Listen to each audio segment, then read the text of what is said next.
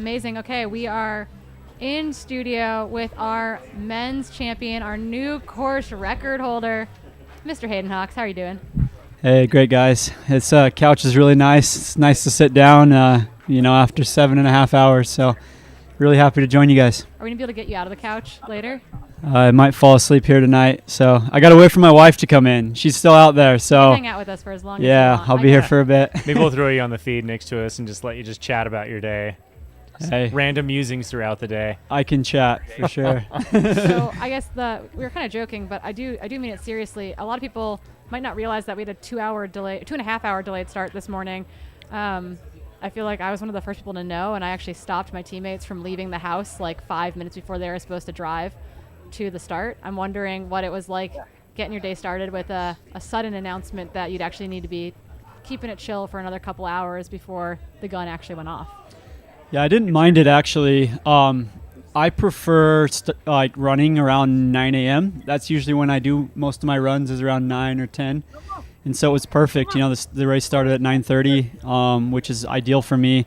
I have a really hard time. I'm not a morning person, so I have a really hard time getting up too early. How are you not a morning person with kids? Oh, well, I got a great wife, and so okay, that's fair. Huge shout out. But sometimes I get up, early to run with some of my training partners. But I actually was really happy because I went back to sleep, got another hour, and was able to start when I would usually run. All right, and as we let runners go by here, speaking of that late start, reason being, for those who are just joining us, is that there was some snow on the course. I'm sure it made for some very interesting conditions. How did the first handful of miles play out up until that first aid station, where you had kind of a mixture of like a little bit of road, but then it went right into some single track? I'm sure it was muddy. What was your experience out there? Yeah, it was definitely muddy. It was really sloppy for about 10 miles or so. I made a decision at the start that I was going to go to the front because I just didn't want to have to fight the mud. Like, I wanted a clear path and to be able to see exactly where I wanted to go. I felt like if I was sitting behind everybody, I might have to hurdle some people. I might be more likely to fall or have mud kicked up on me. And so I just kind of made a decision that I was going to go to the front and just kind of do my own thing and run my own race. And I think it worked out pretty well. Like, I was able to get through it without falling or having any serious issues. But it definitely, I took a couple close, there's a couple close calls, but it was sloppy for sure. So moving out to the front, was there an attempt to control the pace at the front? Did you want to try to slow everyone down and wait for the dry stuff to really turn on the speed? Was there any planning that way, or were you just running your own race all day? I was just running my own race. I kind of had an idea of what I thought I could run. I knew that I was in course record shape. I wanted to run sub 7:30. I didn't quite get it, but I got close enough. And we'll give you a little bit of an excuse with the mud. Yeah, we'll say that's a few minutes at least. But I just kind of stuck to that. Honestly, people kept putting in surges or pushes, and I would kind of back off just a little bit and run within myself. And it wasn't that I was ever dying or struggling. It was more that I just felt that some of those pushes weren't sustainable. And so I just stuck to my game plan and ran my own race. Yeah, that's awesome. So no, there was no real ego in there of forcing yourself to stay up front, but allowing yourself to run your own race and knowing that you'd be able to chase people down if you had to. Yeah, I mean, I knew I could win the race. Like I said, I knew I could break the course record. I knew I was in shape to do that. And so I knew that if I stuck to that game plan, if somebody were to beat me, they were going to have to break the course record as well. And, that's pretty challenging to do, especially a course record like Anthony Costalis set here, last year. Right. Anthony's a good friend of mine, and he set a really stout course record that I was able to chase after all day. And so I knew that, if I stuck to that plan, more than likely I would get the win. But you never know. I was just controlling what I could control, and that's what I was focused on. Yeah, I love it. I guess kind of reflecting on that course record moment, we were watching the splits all day, kind of behind the splits, and then all of a sudden you were at or ahead of Tom's splits from last year, and then all of a sudden you were at Anthony's or just under Anthony's splits. So I'm wondering, you obviously ran a very, very strong final 20 miles of the race, and we saw the hurt on the way in as well. We saw that you really left it out there, and I'm just wondering, how much of that was intentional versus how the race played out versus like coming into this as a rust buster is also really difficult. So just walk us through a little bit about how that gradual ramp up happened.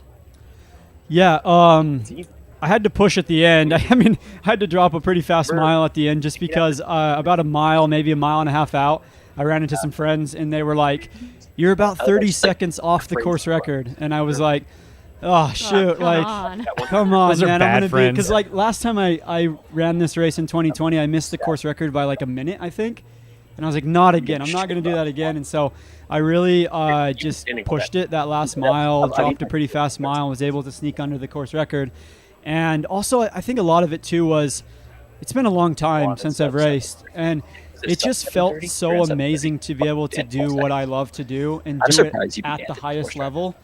And I was just like, man, I'm going to give it everything I got. I'm going to finish strong because I can. You know, I can do that, you know, now. And I wasn't able to do that in the past. And so that was just part of it as well. But I think I ran a complete race. You know, it might have looked like I ran a really strong last 20, but it didn't really feel like it. It more felt like I was just holding on. But that gap just kind of kept getting bigger, which was very surprising to me because it didn't necessarily feel amazing. That's fair. That's fair. And speaking of feeling amazing, you're coming back from surgery. As most people know, that this is your first race back since a knee surgery. How did the body feel? Did it feel like you were anticipating it would feel? Did it feel better? What on you hurt the most? My quads hurt the most. I mean, they're pretty banged up right now. Maybe I need to do some more downhill training, and I will before Western States, of course. But I think the biggest thing was we went out pretty fast, you know, on that first 20 miles, and that was a lot of downhill there. Right. And I think fighting the mud, and, you know, I think it was Matt Seidel was just dropping the hammer, and I was like, holy crap, man, like this guy is flying. And I was just trying to hold on and kind of, again, do what I needed to do. But I might have ran that first half or that first 20 a little too fast, and that beat up the quads a little bit. And so, yeah, but other than that, like, it felt really good. There's a few things that I know I can work on, and I will, you know, going into Western States. Some people are going to be calling this a comeback. How do you feel about that? I mean, I've been doing this for 8 years. I mean, yeah, I guess it's kind of a comeback because I didn't even know if I was going to be able to do this 6 weeks ago, to be honest with you. 6 months ago, I was like, yeah, there's no way I'm going to run Black Canyon. So, yeah, I guess you can kind of say it's a comeback, but at the same time, I do think that I know what I'm capable of, and I was able to show it out there today. And, you know, big kudos to my coach, Robbie Britton, for preparing me and getting me ready, my strength coach, my physio. There's so many people that have helped me get to this point, and big shout out to all of them. I mean, you guys know who you are. Thank you so much for helping me. Paula and Paul, really good friends in Cedar that have just done so much for me. And of course, my wife and my family, my mom and dad. Well, so many people to name have helped me get back to this point. Yeah, we're excited to see you, man. Excited to see you at Western States. We know you took that ticket. That's going to be a phenomenal race for you. And that was beautiful to hear you thank so many people. Yeah, can't wait to interview you hopefully pre-race and post-race at Western States. So looks like the First Lady's coming, huh? Rachel Drake, yeah, just flying. It's been a hotly contested battle between her and Becca Wendell. Okay. They all of a sudden we saw the overtake actually because Liam posted to Rachel's Instagram. We got to watch the overtake of Rachel and Becca Wendell move past Heather Jackson. Oh, cool. And Heather's kind of faded back in the field. But yeah, Rachel Drake is looking on fire out there. Paced by last year's champ, Keely Henninger. I'm sorry? Paced by last year's champ, Keely. Oh, cool. Yeah, I love Rachel. She's amazing. Really big fan of her and her husband, Tyler Green. And so this is just so cool to see. For those of you who weren't watching the live feed, there was an awesome moment. I don't remember, Hayden, remember crossing that last river where you had a little bit of a gully to kick up out of. A little muddy, it was a little muddy through there. First and second female, Rachel and Becca were neck and neck, and Becca took a little spill there, and Rachel just took off. Like, talk a little bit about those course conditions crossing through those rivers. How was that like? Was it muddier than you anticipated? Was it at a challenge? Did you feel comfortable with it? Yeah, the river crossings weren't anything, I actually enjoyed them because kind of cooled off the legs a bit. I actually took advantage of the river crossings. It got wet.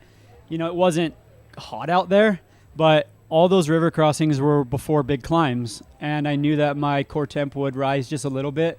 And if I got myself cooled down a little bit, it would allow me to push that climb maybe a little bit harder and, gap the field a little bit, the guys behind me. And so I took advantage of those crossings, and it definitely helped a lot, I think, over the course of the race. Awesome. Well, one last thing before you go. We're starting a new tradition here. We need you to sign the couch. You are going to be the first podium signees of the back of the couch. So before you leave here, we got to get that signature. Thank you, Hayden, for joining us. Congrats again on a fantastic race, and I'm sure we are going to be talking to you again at the end of Western States. Thank you, guys. Take care. Yeah, train hard, travel safe. We'll see you soon.